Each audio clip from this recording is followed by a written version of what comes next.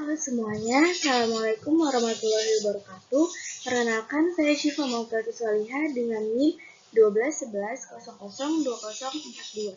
Di sini saya akan menampilkan proyek KKM dari tugas dari Ibu Monika Waini Pratiwi, yaitu mengenai analisis laporan keuangan suatu perusahaan. Di sini saya menganalisis laporan keuangan dari Putra Mandiri Aluminium.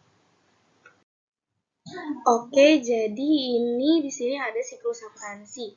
Jadi sebelum kita membuat laporan keuangannya, kita harus tahu siklus akuntansi itu ada apa aja sih. Nah, jadi siklus akuntansi di sini yang pertama ada general journal, ada general ledger, ada trial balance, adjusting entries, adjusted trial balance, income statement, statement of financial position, statement of cash flow, closing entries, dan post closing trial balance. Untuk itu, mari kita lihat video pembuatannya. Oke semuanya, jadi di sini ada analisis laporan keuangan dari Putra Mandiri Aluminium. Ini merupakan perusahaan manufaktur yang termasuknya dekat dengan rumah saya. Kita lihat videonya. Jadi di sini saya menggunakan laporan keuangan Putra Mandiri Aluminium pada bulan April dan Mei. Jadi di sini sudah ada post closing trial balance yang pada bulan April ini totalnya balance-nya sebesar 80 juta rupiah. Lalu di sini juga saya sudah membuat general journal pada bulan Mei selama 1 bulan. Ini ada beberapa transaksi yang sudah saya buat sebelumnya. Di sini balance-nya sebesar 19.470.000 rupiah. Lalu di sini setelah membuat general journal, ini saya masukkan ke dalam ledger. Nah, di sini ledger saya masukkan semua transaksi yang tadi ada di jurnal general journal. Setelah memasukkan semua akun-akun ini ke dalam ledger, baru kita bisa membuat trial balance. Nah, untuk trial balance pada 31 Mei 2022 itu balance-nya sebesar 87.800.000 rupiah. Setelah itu ada J2 yaitu adjusting entries. Untuk adjusting entries ini ada dua, yaitu yang pertama depreciation equipment yang baru dipakai 1 bulan dari umur ekonomisar 5 tahun itu sebesar 325.000 rupiah. Lalu yang kedua di sini ada supplies expense pada supplies sebesar 3 juta rupiah. Setelah itu akun-akun yang ada di sini kita masukkan lagi ke dalam ledger, yaitu seperti ini contohnya. Ini kita masukkan lagi. Setelah kita masukkan ke ledger, kita bisa masuk input lagi ke dalam adjusted trial balance. Nah, contohnya di sini ini sudah ada J2, supplies-nya totalnya menjadi 8.970.000. Lalu di sini sebesar 8.970.000. Balance-nya untuk adjust trial balance-nya itu 88.125.000 rupiah. Selanjutnya yaitu ada income statement.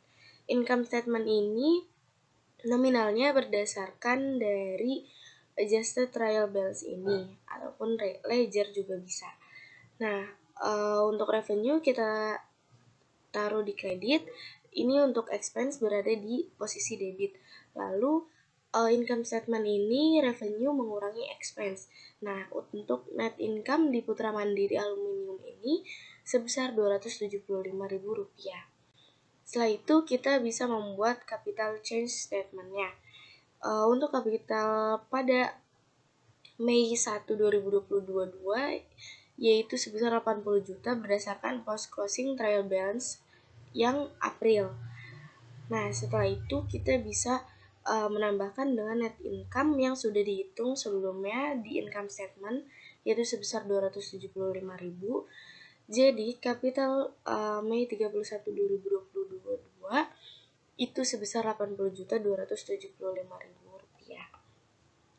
Lalu di sini ada statement of financial position.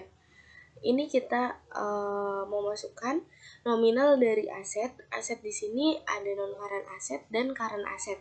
Untuk total aset itu sendiri yaitu sebesar Rp80.275.000. Dan di sini equity liability-nya di sini tidak ada. Jadi untuk kapitalnya berasal dari capital change statement yaitu sebesar Rp80.275.000, dan di sini balance-nya yaitu Rp80.275.000.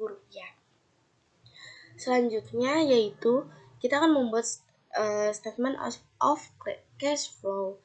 Sebelum membuat itu kita harus membuat comparative statements of financial position. Nah, di sini untuk nominal yang April itu berdasarkan post closing trial balance yang ada di sini. Ini kita masukkan ke sini. Lalu kita bandingkan dengan nilai di bulan Mei itu berdasarkan ini yang sudah ada di statement of financial position. Nah, setelah kita masukkan, ini kita compare atau kita bandingkan. Lalu di sini ada change increase or decrease. Nah, untuk yang ini jadi nominal April dikurang dengan nominal bulan Mei. Jadi pada supply sini mengalami increase sebesar Rp3.970.000. Dan begitupun yang lainnya. Nah, setelah kita membuat jurnal komparatif itu, kita juga membuat statement of cash flow. Nah, di sini untuk net cash provided by operating activities-nya ada minus Rp2.870.000 dan net decrease in cash-nya menjadi Rp2.870.000.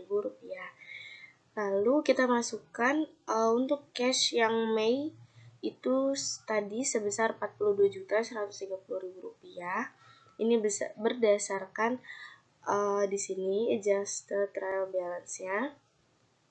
Di sini Rp42.130.000. Terus maka total dari penjumlahan net decrease dan cash Mei 31 Mei 2022 itu akan sama dengan total cash pada Mei 1 2022. Lalu di sini ada closing entries. Closing entries di sini tuh yaitu J3. Di sini ada 3 penutupan. Yang pertama kita tutup untuk revenue yaitu sebesar Rp7.800.000. Lalu yang kedua itu menutup akun-akun expense yaitu sebesar Rp7.525.000. Lalu yang ketiga ini kita menutup untuk kapitalnya sebesar Rp275.000. Di sini balance untuk closing entries-nya yaitu sebesar Rp15.600.000. Setelah membuat closing entries, kita bisa memasukkannya kembali ke dalam ledger. Di ledger ini kita bisa memasukkan J3-nya seperti ini. Lalu kalau sudah, kita bisa membuat post closing trial balance.